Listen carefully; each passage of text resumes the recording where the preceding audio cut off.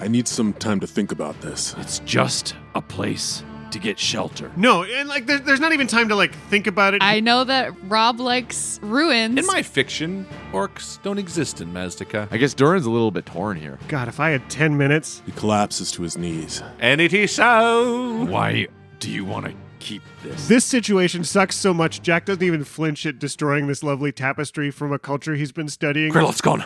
What? What? Greyloth isn't there. Come on.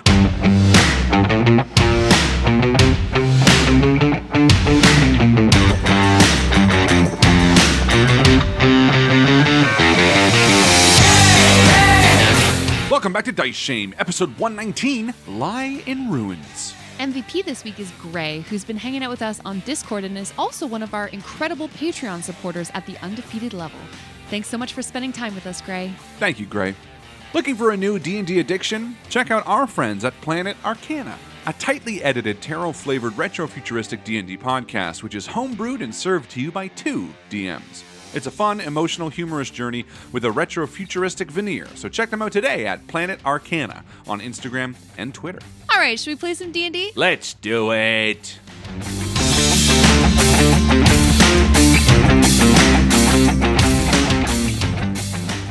I almost can't believe it, but Harlan and I are going to be married. It's coming up so super, super fast. Can you believe it? What are you most excited about?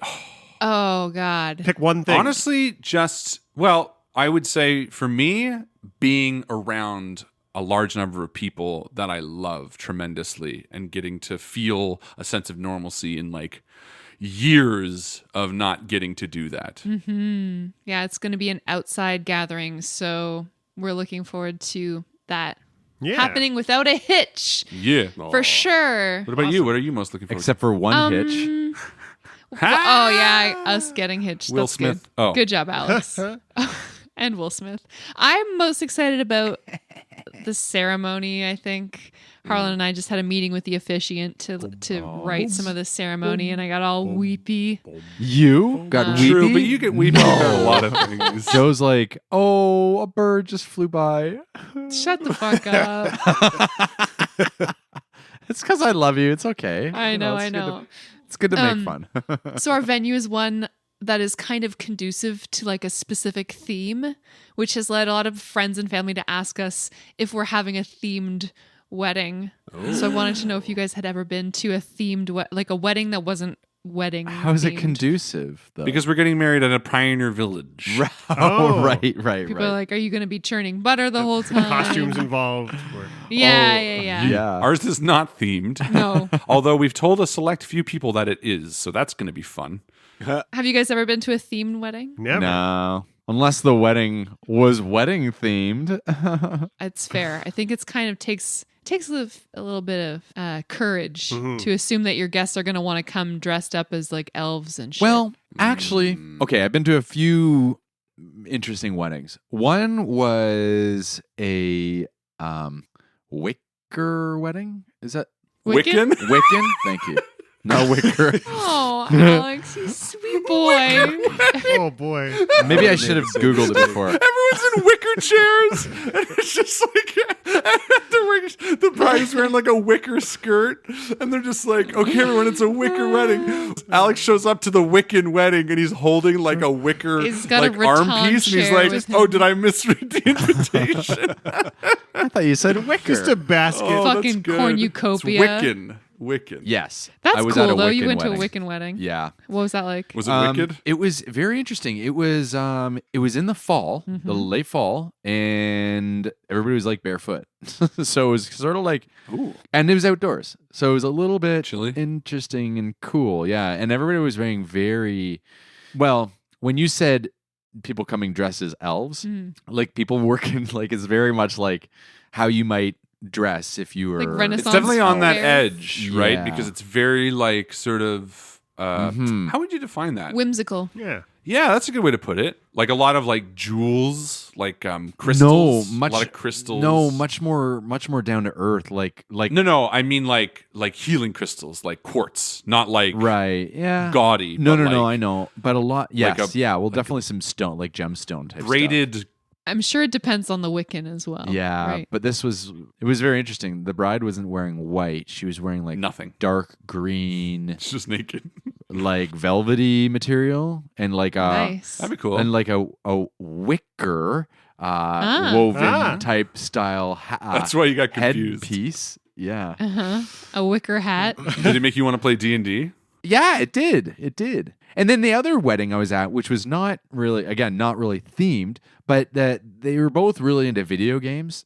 Weird. And so like they had an N64 like hooked up Oh. right there in the ceremony room. During the ceremony? So like And then the it was groom like- was just playing, it- and like- the bride is like, David, and he's like, hold on, I'm gonna no-scope this guy. I always wanted to get married with the theme of GoldenEye in the background. Yeah. Yep. Slappers only. but that was the only time that they weren't playing was during the ceremony. So it was interesting. the bride and groom as well? Oh yeah. Oh, And interesting. everybody was there was like, hey, we get to play. Hey, I mean, to each their own. Were they playing video games the whole time, or was everybody? everybody playing video games everybody the whole was. They had like time? Oh, okay, multiple nice. and It they had wasn't like just one. Yeah, no, it N64 wasn't just that those they just two. They're all just watching them play. The wedding was the excuse to have the giant round robin tournament, really, that they Oh, always wanted. absolutely. Oh, yeah. That's yeah, funny. There you go. Your seat comes with an assigned place in the bracket. Whoever wins gets to marry. Would you say that was the most memorable wedding you'd ever been to, Alex? as a guest, maybe. Yeah, no, of course. Not, What? Hold on. What alternative was there? The most own? memorable was my own. As the groom?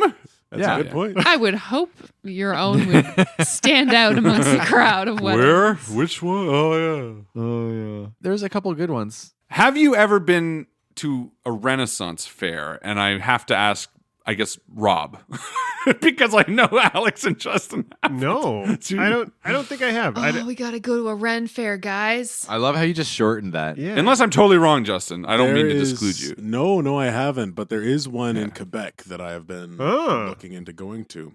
Yeah. I've seen it at arm's length. Remember, Alex, when we did our... And they fight with... It's in Montreal. They fight with swords and shit. Yeah, and like bows. Well, the Society of Creative Anachronism is different. Yeah, than it's not a Renaissance fair. It's just a big fight. Because there was a Society of Creative Anachronism in Moose Jaw, and I think there was some I remember they had set up a ring of staged sword fights and stuff on Main Street during some fair or something.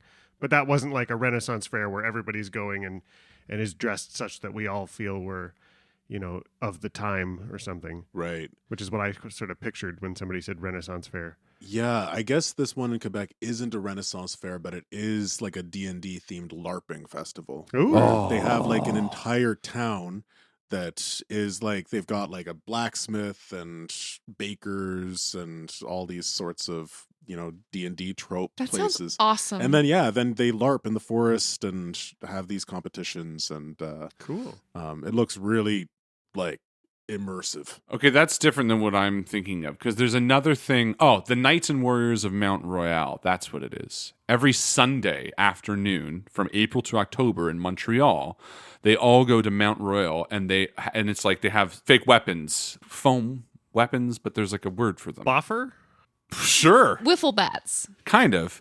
They have fake weapons that are all sponge, and they just beat the hell out of each other. And it's sort of people call it a LARP, but it's not really, because most of them aren't really dressed up in garb. They're That just sounds running around with awesome. shields and swords, whacking each other. Wasn't there a movie about this? They talk about it. It's not in Montreal, but they do a similar thing in Role Models. Yes. Which is very funny. But that's just, I think, a straight up LARP. It's a good movie. That's wicked. But I think Dice Shame goes to a Renaissance fair. I would totally do a proper... See, the thing with me is I want to either be totally immersed or not really at all. I would hate to do a half in where some people are acting and there's pickup trucks over here. I would love to go somewhere legitimately and sort of fade away and kind of feel like I'm somewhere else. That would be really appealing to me. Me too. There was a lot of those destination LARP kind of things that are becoming a big thing before the pandemic, where it was we've rented out a castle and now you get to go be vampires in a castle for a weekend or something. Yes. Yeah. Could you imagine? Even Disney's in on it, because then their new cruise is you go, you get your Star Wars clothes and you go become a Jedi for a weekend or something. That would be neat. I would love to get on a cruise or something and have it just be a week-long murder mystery where everyone's in character. And you know what I mean? Oh my God, how cool would that be? to do something that you just kind of like get to fade away for a week, like fully immerse yourself until you go back in your room. That's the only time you sort of get to break character. That's like Westworld. I don't think I could do that. You don't think you could do that, Alex? I don't think I could do that. I don't think I could come back to reality after that. Oh, It's so You just fragile. stay away. Oh, you'd get lost. in Karma's the just like, experience. yeah, Alex went to one of those murder mystery cruises. He never. I never came had back. a husband at one point, but Took off. I don't know where he went. He's never been the same since. Alex left for space last week. Well, let's do one. Dice Shame goes to blank blank. Some awesome Bicolin. Bicolin. Fantasy live combat experience. It's in a duchy. Let's do it. It's The in a fuck duchy is like a duchy? donut. I don't know. It's someplace. Like a bit of land. I love a duchy. Oh, it's Owned in by the a duke? duce or duce. Le I Duce. see. Yeah. I love it. Let's do it. We'll know the rules too because we'll be like, yeah. no, sorry, your movement's only 30 feet. Yeah, we'll have to And I'll be like, what? No, it's not what it is. Us Yeah, I tall don't people know. will have an advantage. How do they get? I don't know. I haven't LARPed. Have you guys LARPed? No. Not like that with the costume. Not like that. I've done a little bit of LARPing. Yeah, but we've done not- like for your birthday, Justin. But that's not like. yeah, But that's that not, was. I mean, like the technical rules of LARPing, where like everything has to be like you have to make sure It's you're just moving live the distance. action role play. As long as you're doing like a role playing game where you're actually standing up and enacting your movements, that's a Yeah, LARP. but I'm with Justin. yeah, I like, guess so. how do you like? Okay, so if somebody hits you with a sword in the arm, are you like dead? Do you lose the arm? Like, there has to be some rules. What are Of the course. mechanics? The mechanics, yeah. It depends on which one you're doing. I think they've all got their. That's own- what I mean. Like, Yeah. Different role playing games that you are just sitting around a table for have different mechanics too, Agreed. right? But that doesn't mean that because you're not playing one genre that you're not playing a role playing game. no, agreed. But I think what Justin is sort of referring to is like the LARP in terms of like if there's a D&D to RPGs, what is the to LARP? You know what I mean? Like what is one of the most predominant LARP mechanics or rules? Because I would imagine that people who get heavy into this stuff, there is like a common rule set. Like most people that play role playing games, at least from the circles that I've talked to, are like, oh, do you do Pathfinder or do you do D&D or do you do Suede? Like those are sort of the big three in my groups of people. Like I'm wondering if LARP has an analogous option. Analogous? What's Suede? Yeah, what is Suede? Savage Worlds. Oh, Savage Worlds. Oh, interesting. No, I mean, yeah, I guess I haven't played that game. I mean, long I'm enough to- reading combat rules here and it's pretty fucking awesome. Yeah. The body's divided into 6 hit areas that have 1 hit point each: arm, leg, trunk, and the head, including the neck. The eyes, nose, mouth, and genitals can't be targeted. And then there's like rules for weapons, right? All weapons of 112 centimeters or more must be held with 2 hands. Spears must have a mark 50 centimeters from the pommel, delimiting a zone where you're limited to the presence of a single hand. There's like all of this like combat rules, and there are marshals on the combat field Referees. making sure that like you're Yeah. playing fair, right? Which Yeah. makes sense. It is forbidden to fake death. Oh, really? It is forbidden to You are fake allowed to death. carry 1 indestructible shield. That's cool. Nice. That's fun. This is Yeah. kind of getting me excited. You Kind of get getting me a little amped up, right? Pieces of armor protect the wearer by adding non-cumulative armor points, and only the specific area that's covered by the armor is protected.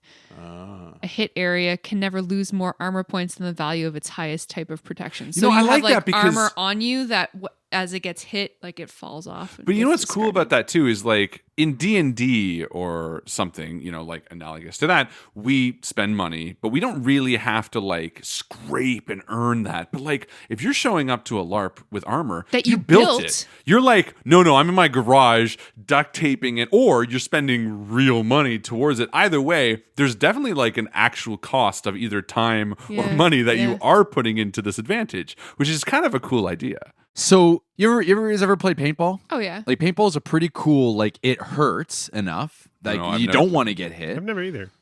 Number 2 is like it leaves a mark. So there's like you're hit or you're not, right? And if it skims you, you know you can kind of lie about it, right? There's like that trust. But there's that trust factor too. Like you trust people not to lie if it doesn't explode, right? But imagine you had foam LARPing weapons that like once if you hit somebody, it like doesn't obviously cut off your arm, but it hurts enough, like a stick wrapped in foam. It's gonna hurt enough. But also if it was like spongy and filled with like an ink of some sort, so that you could see. Like imagine getting hit with an ink filled thing enough that it will and leave a red I've slice on your arm. Organizing events is just such a thankless task that to imagine like more than 5 people trying to pull in the same direction on that kind of thing with all of that stuff on top of it, man, does that seem like a mountain to climb. I much respect to the people who organize and then those. there's things that you don't necessarily think about. Okay, and I'm going to bring in a little bit of on the inside here. I working in the insurance world, I got a call a couple years ago from this young lady who was I remember you telling me about this. Actually. who was setting up like a LARPing event. I couldn't get this person insurance, right? I was like, okay, well, we kind of went everywhere, and they weren't able to afford what I could get. Well, I think that's what makes a lot of like event organizing really challenging. Is even like a convention exactly. or anything, you need to have insurance Well, that's for all of that shit. you brought up the organization part, and that's entirely it.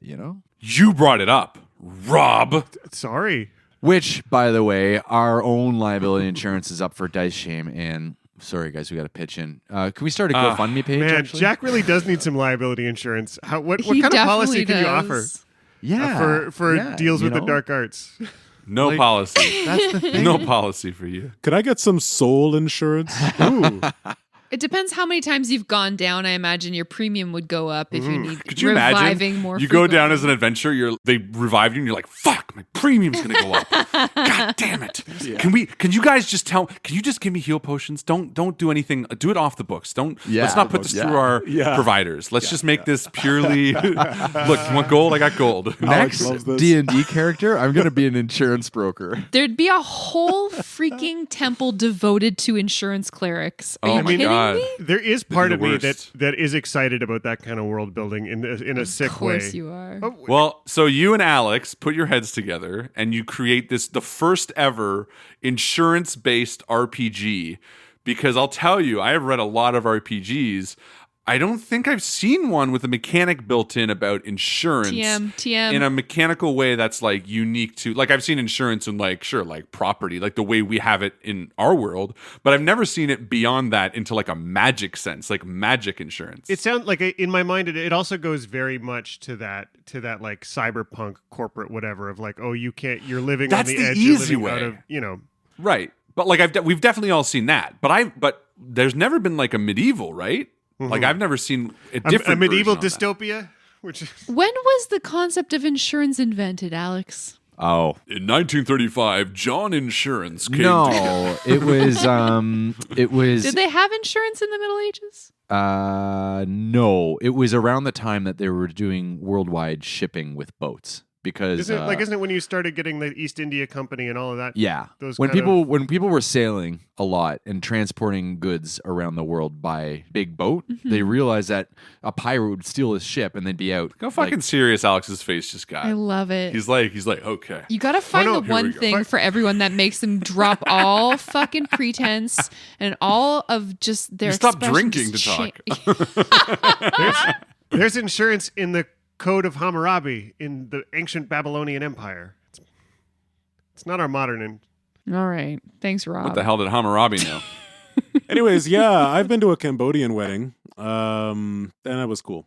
Well, you certainly have been to a strange wedding in Faerun. That's true. Oh, it's true. Yes, That's in the High true. Forest. And Yeah, who knows? yeah. Maybe there'll be another wedding in the future.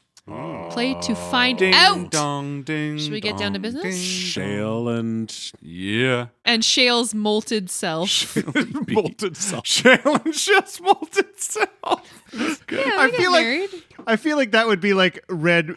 We just somebody walks into Red's room and he's like, "Oh, got 2 of Shale's little molted shells." And he like dressed them up as dolls. Now he's got That's exactly Shale what I'm doll picturing. shells. I feel like I don't think he's that dumb, but I would love the idea of like him finding Shale's molted shell and being like, there's 2. And he's like thinking it's another version that got like born or like separated and then not realizing it's dead for a few months. But- That's sad. Or it's not dead, but you know what I mean. The things. Anyway. Let's D&D. play some D&D. Woo! Heyo. The 4 of you climb out of the swift river, drenched and ice cold. The forest around you is dark, and the sounds of the combat you escaped are distant, masked by the rushing water and the blood in your ears. Come on, get up. What the hell happened back there? What was What was all that? That fire thing? That wasn't the furnace, was it? Pretty sure it was. Kraloth has pushed himself up onto his hands and knees, and he slowly rises from the dirt and simply looks back towards where the action all occurred, a distant look in his eyes and some confusion as well as he just stands there watching. Kraloth, you don't feel the needling on your skin from the cold water. You don't feel much of anything at all, except for an exhaustion that threatens to overwhelm you. In fact, it's only the willpower given to you from your military training that forces you back up on your feet again. Your armor is so heavy. The effects of the shield of revival are starting to surface in your consciousness, becoming stark reality. Kraloth, you are cursed. You were killed not long ago and brought back to life by the magical shield you looted from the Homprat Villa over 2 months ago. Maybe the shield itself is cursed. Maybe its previous owner, the Duchess, whom you murdered, has finally taken her revenge. Maybe you're tainted by the dark magic of the Shadowfell. What is now clear is that your body is forever changed. You are now undead. Whoa. Holy fuck. crap. Shit, that's no good. I don't know if... I mean, that's cool. You're dead. I know. Holy shit. Mechanically speaking, your hit point maximum is reduced by 25% permanently. That's not going to be good. Additionally, you count as an undead creature for the purposes of spells and effects, like turn undead. Oh my god. Holy and shit. at night, this is cool, you can spend a hit die to move through solid objects as though they are difficult terrain. Interesting. Yeah. So on the plus Ooh. side. Kind of badass. Oh my god. That's wild. That's going to be very interesting. Yeah, of all and people to possibly have that happen useful. to, Kraloth too, right? Who's so anti. Yeah. Wow. Holy shit. I think Kraloth says something like, I need some time to think about this. Excuse me for a moment. Yeah, Red sort of stands back, looks at his friend with a bit of a curious and confused look after what's transpired, but also trusting and understanding that if he needs the time, he can have it. And Red just sort of nods and says, yeah, of course. Whatever time you need. Thank you. Jack can hardly even look up at Kraloth. He's just got this guilty feeling and the weight of all the mistakes in their past little bit on his shoulders. Listen, if Kraloth is going to, I guess, just meditate for a while, I guess we should probably look for some sort of shelter. Yeah, that's a good idea. Look, Kraloth, don't worry about it. We'll make sure that we can find a place nearby, maybe make sure this area is safe. And Red sort of gives a nervous eye around to the woods that surround. You take your time. Don't worry about it, buddy. We got it covered. Kraloth turns away from the group and begins to trudge through the woods over rotting logs and doesn't go very far.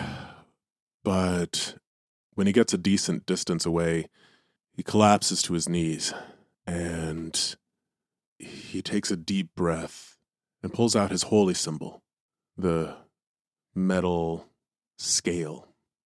He closes his grimy fingers around it and shuts his eyes and goes somewhere else. And I guess Red heads off sort of into the woods a few steps, stops and turns back for Doran and Jack, kind of recognizing that his friend needs the space. You know, I could see Doran maybe not getting it entirely, kind of being like, come on, Doran. Come on.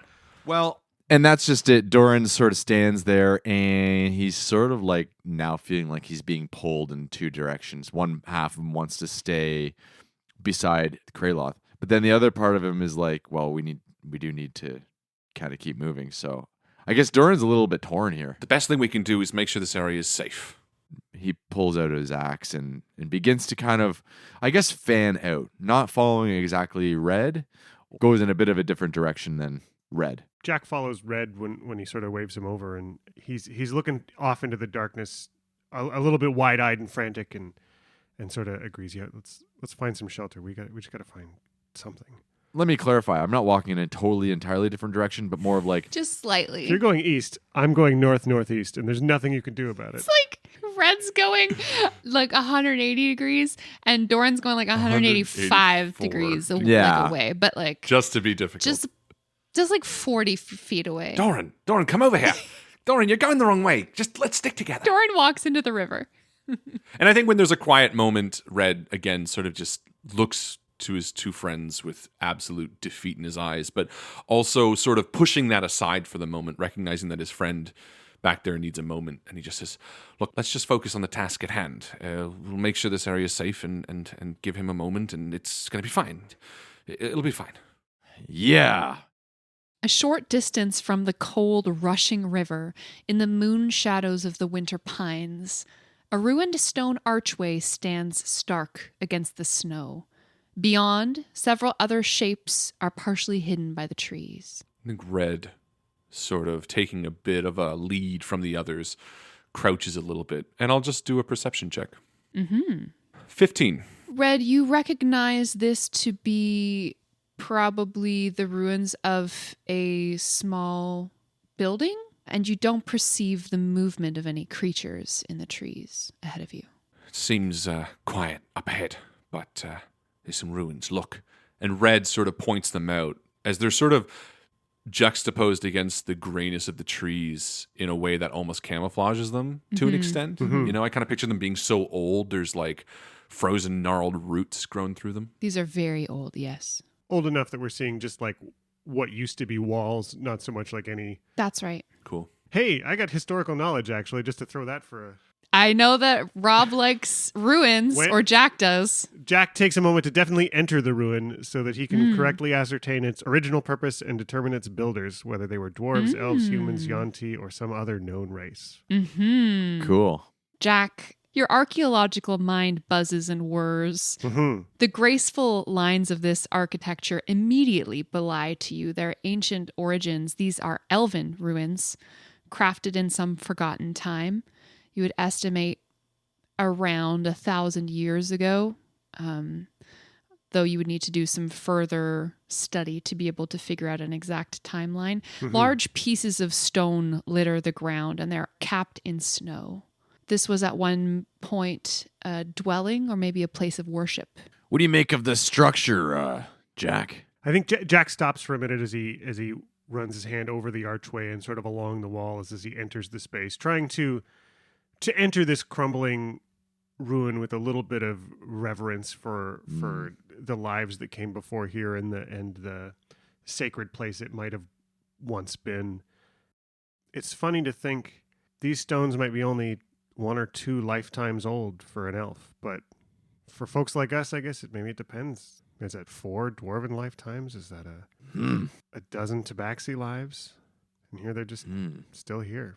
The surfaces of the stone are spoiled by more than just time. As you enter and explore these ruins, you notice marks of aggression here and there, chips and scratches from heavy blows of weapons.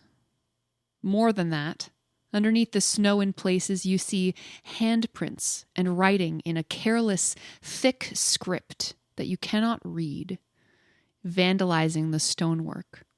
I feel like Red walks over and crouches down and brushes some of the snow off. It's a solemn mood between the three of us. I think we're doing our duty to secure the area, but what's happened just moments ago almost at the top of the river bend is weighing heavy in our hearts as we sort of go about our military-like duty in making sure this is safe. And Well, here's the torturous point for Jack is like, a language I can't read. God, if I had 10 minutes, I could wait to figure out what it said. But also, at any moment, giants could be storming down that river bend towards us. So we got to find somewhere safe. I think Red runs his finger along the deep cuts in the stone and turns to Doran. What do you think? An axe or a blade? Doran's going to take a moment and inspect. I'd like to use my stone cutting here. I mean, Hell yeah, you will. not much to do with the specific cut of the stone, but it will help. An unnatural 20. Hell yeah. Hey. You examine the cleft in the stone that Red has pawed bare.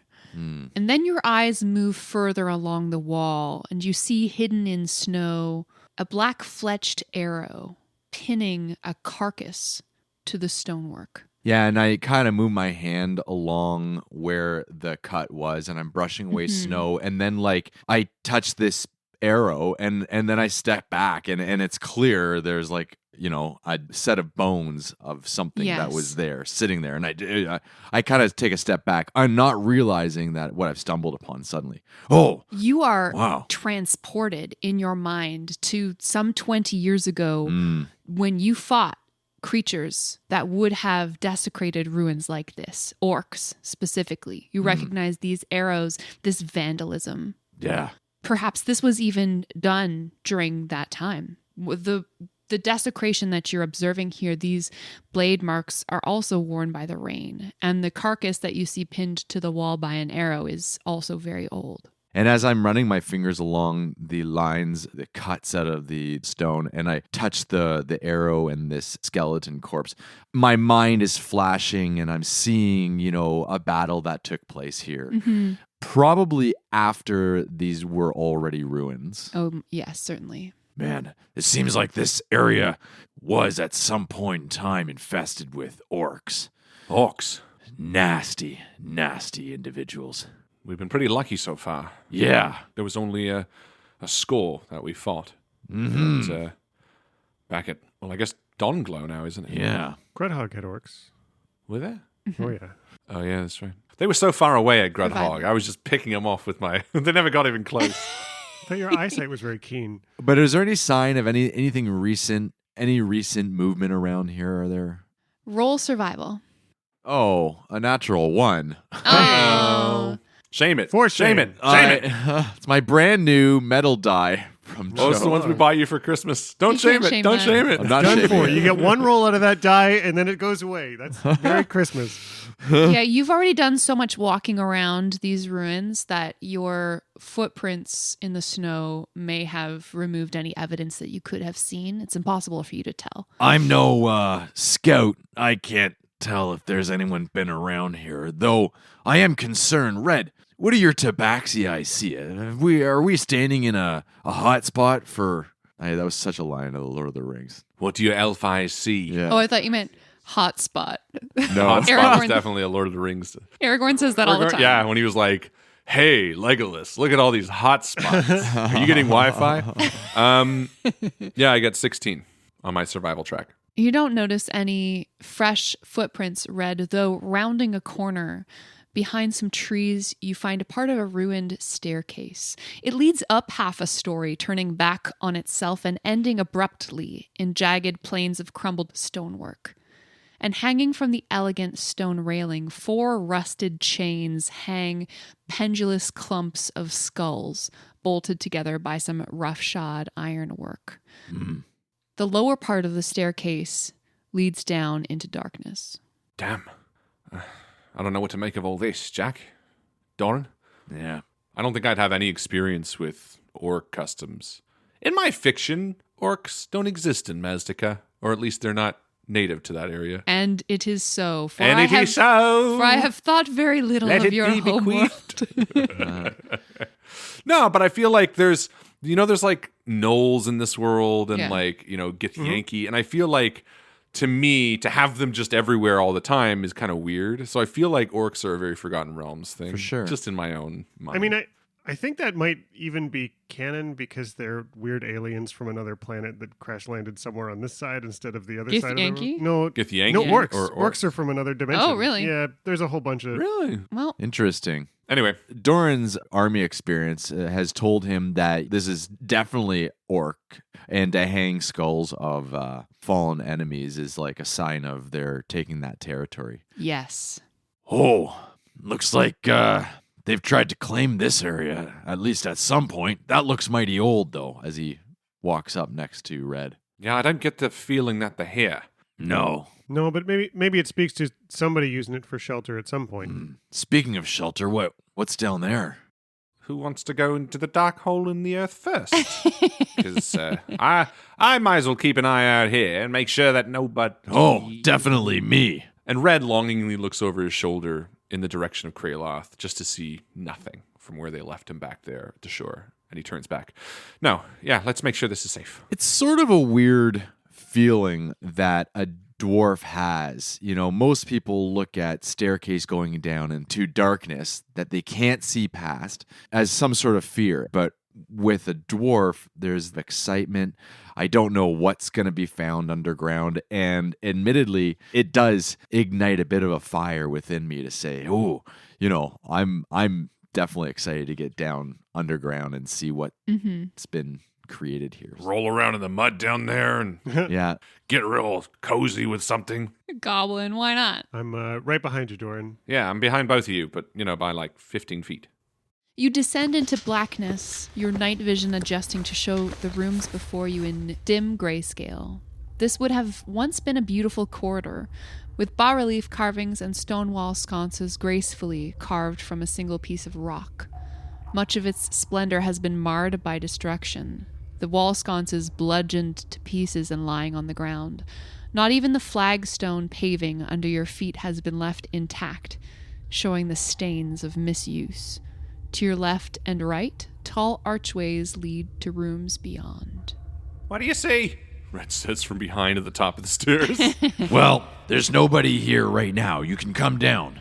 Look at this stonework. I mean, even I can appreciate when something is done Nicely as he picks up one of the broken wall sconces. How do you feel about elven stonework compared to dwarven craftsmanship? Oh, it's nothing in comparison. But at He the like same picks up a time, piece and crumbles it in his hand. He's like drywall compared to the dwarven stone. For some reason, Yeah. I feel like dwarven stone is like stronger. In your head, you're like, orcs would have never been able to knock off a dwarven wall sconce. That's what I mean. yeah. But even still, I mean, regardless of the feud that's continues between dwarves and elves, I share an appreciation for the stonework and the hatred of the destruction of it. Yeah.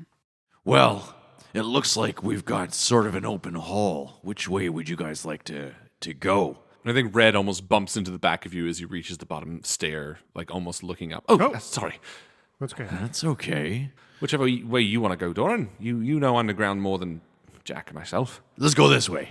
Left. You observe a large room flanked on each side by pedestals topped with statuary. Each of these statues has been beheaded. To your left, as you walk in, large masses are piled up against the walls, seemingly made from branches and leather. Openings along the floor suggest these masses were once used as shelter, making them appear tent-like. In the center of the room, a fire pit is constructed of strangely round stones and contains black ash. On the wall opposite the living tents, there is a painting of some kind. It's hard to make out from where you stand. Doran walks up to the painting to view that more.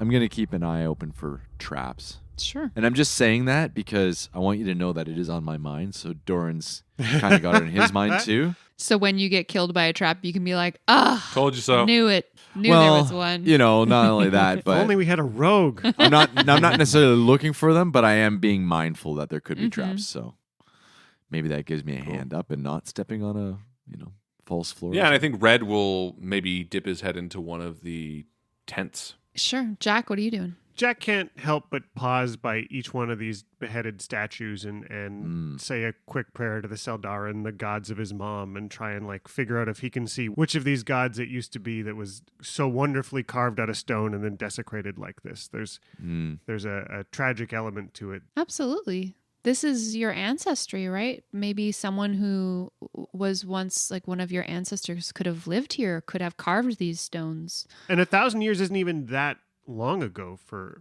elves. There could have been in another lifetime, this could have been a place, it's not far from Silvery Moon from here. This could be an important part of his family story somehow. Doran, as you observe this painting, the partially abstracted shapes resolve themselves into the image of a figure. This painting was done with a far more careful hand than the graffiti outside, less splashed on the wall and more intentionally drawn. Why don't you roll a perception check for me so we can figure out what you are able to discern? 17. Hey.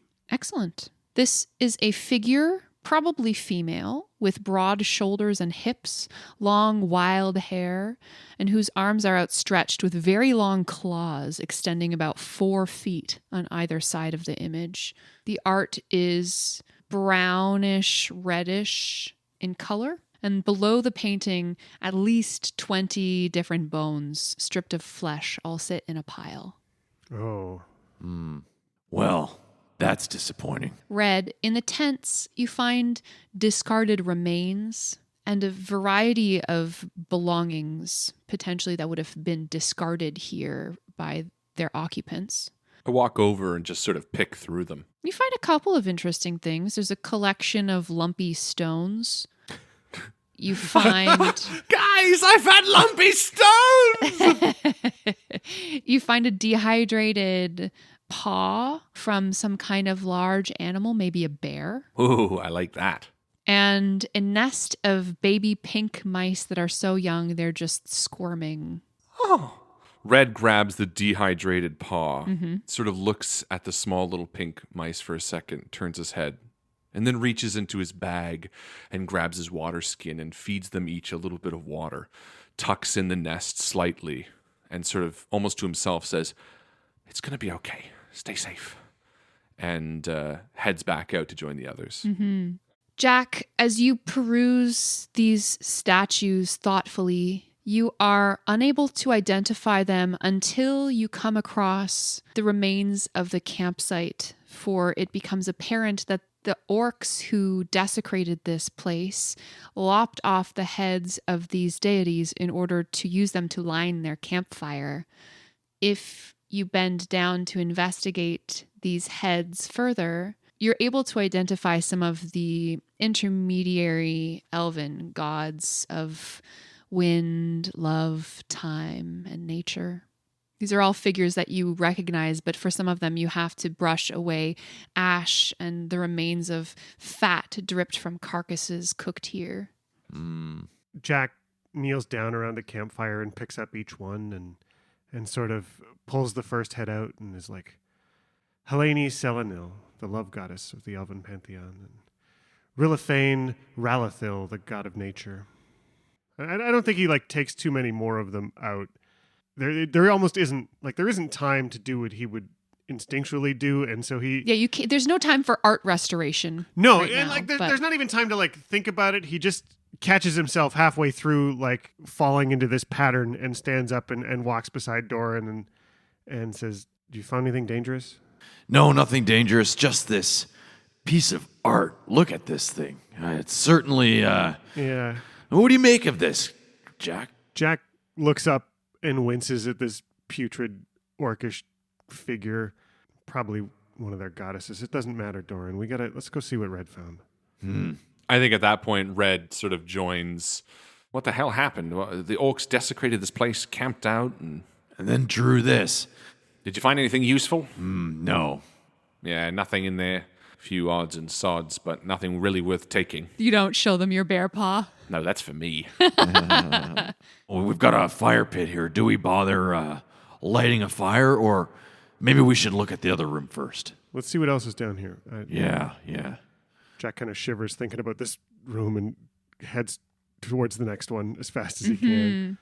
The idea of sleeping underneath the gaze of an orcish goddess. Yeah, in a desecrated temple doesn't feel great after all the other bad omens that have been in there past 2 days or past week. It's not a great moment to try and piss off the gods a little more. I think Doran senses his disgust with this place, and Doran kind of puts a hand on your back and says, Listen, it's just a place to get shelter. It doesn't mean anything if we sleep here.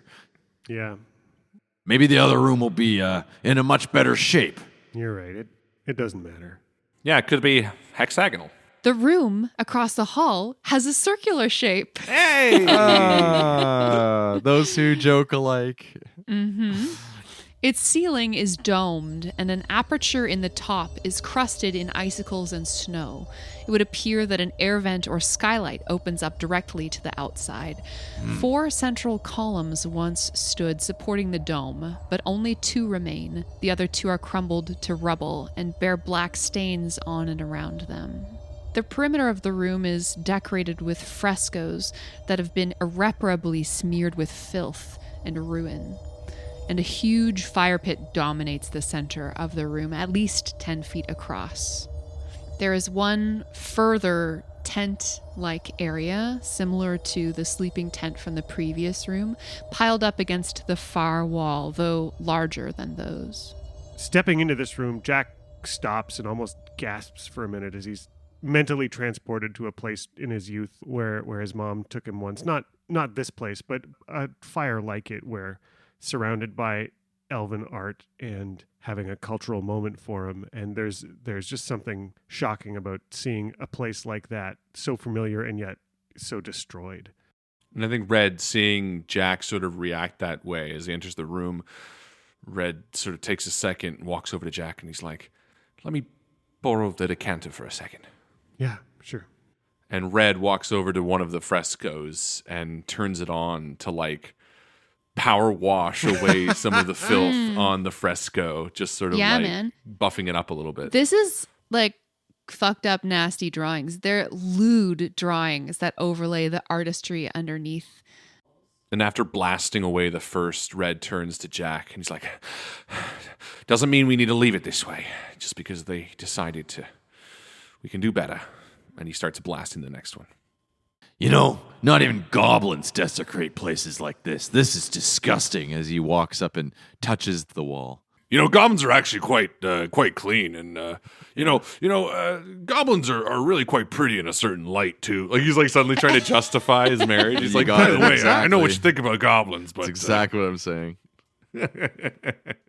From deep in the back of the room, a shuffling, stumbling sound precedes the emergence of a small form, pale and chubby, with 2 hopping legs and a gaping maw and little else. It gurgles a little caw at you and hops forward, a stream of saliva hanging from between its lower teeth. Red and Doran, you recognize this to be one of the same creatures that you fought at the Cindergather mansion. Yeah. And it hops toward you, clearly hungry. Red drops the decanter and in a flash draws an arrow and sings it through the thing's open mouth as it jumps up towards him, pinning it to the outside of the tent in one swift move. He sort of holds the position of having just fired the bow with his hands open and then, breathing heavily, turns to the others. You beat me to it. As Doran's already got his axe out and he's been running towards you, the look on his face is a little bit like, you stole his thunder from... Red He's walks a little over disappointed. and pulls the arrow out with the thing still attached.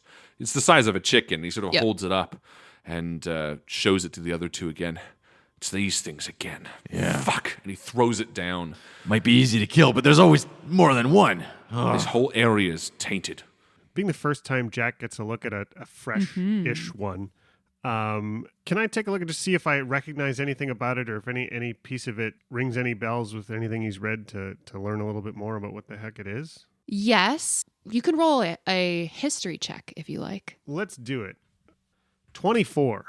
Even with a 24, Jack, there's not many parallels that you can draw between this creature and anything else you've ever seen, apart from perhaps the piece of a creature that Red had presented you after returning from the Cindergather mansion, and maybe one other creature, which is that tall, imposing monster that just slayed Kraloth. In that, leaking from the arrow wound that Red punctured it with, wisps of shadow and smoke begin to emanate. Jack sort of leans down and there's a lot of horror on his face and it's matched just underneath it with a level of curiosity as he pulls out his wand and pokes at the creature for a second. It's this fucking area, Jack. Mm-hmm. We saw these same things at Cindergather. We saw the same things in the woods. The hunger, this whole area is tainted. It ought to be burned to the ground. Yeah. I mentioned earlier that a place to stay is just a place to stay. Yeah, we can't sleep here. No. These things are foul. Red, do you have any cloth or anything to wrap this thing in? Of course. Red pulls out the tapestry that he took from the barbarians from the wall of the cavern. Yeah, the and- Great Worm Tribe. Yeah, and unravels it, and he's like, yeah, just tears a piece of it. Wrap it up. So you know irreverent. What? This situation sucks so much. Jack doesn't even flinch at destroying this lovely tapestry from a culture he's been studying for a lot of his life as he wraps up this ugly little monster. It won't go to waste, Jack. Don't worry. The rest of it I'll use as toilet paper. Yeah. I think Doran's kind of watching this happen, going, "Why do you want to keep this?" This isn't from our world. There's only two people in the realms who I know who know a lot about things that aren't from here. One's my dad in Waterdeep, and the other is my mom in Silvery Moon. They're the only ones I know who might have an answer about what the hell this is, because I don't think they've been around here before. All right, well, let's keep it safe if we need to. And Red goes into the bag of holding and stashes it somewhere secure within there. Look, this place isn't safe. Doran's right. No. Jack turns to where Red had power washed one of the frescoes and sees Erevan Lyseri, the god of trickery, mischief, and rogues, and thinks that's kind of appropriate. Just a little bit of a smirk on his face before he heads out of the room with the rest of them. Well, let's keep looking, I guess. Yeah. Well, you know what? We've been a while, and we're not that far from the Sky Pony burial mound. Let me just make sure no one's on our tail. And I'm going to do primeval awareness for a second with a 5-mile radius, well within the limits of the shore that we're only a little bit away from, just to see if I can detect any humanoids or giants. You do detect 2 giants at the far north. Damn, giants. I think we might need to move, guys. However, you also do not detect any humanoids within a 5-mile radius, apart from the 2 companions that you are standing directly beside. Kraloth's gone. What? Kraloth isn't there. Come on. Go on. We gotta go. And Red bolts back to the shore at breakneck speed. You make your way back through the darkness to the banks of the river, where you find Kraloth sitting on a rock, staring into the rushing water. Kraloth! Hey, guys. Is it safe? What? Is everything all right? Yeah. So he's here. Yeah, he's just sitting there. Okay. I think Red is just sort of frozen for a moment, confused. Listen, let's keep it down. Let's keep it down. Let's keep moving. We've got to continue south here. They're too close, and they. Yeah. We gotta get a little further. We just need space to get a breath. Uh-huh. There's some giants to the north. Come on, everyone. Let's start getting some distance between us and them. Yeah, I think Jack's trying to keep it quiet and, make sure he's got Doran and Kraloth right with him. Okay. And you walk off into the dark woods together, looking for a place to rest and plan your next move.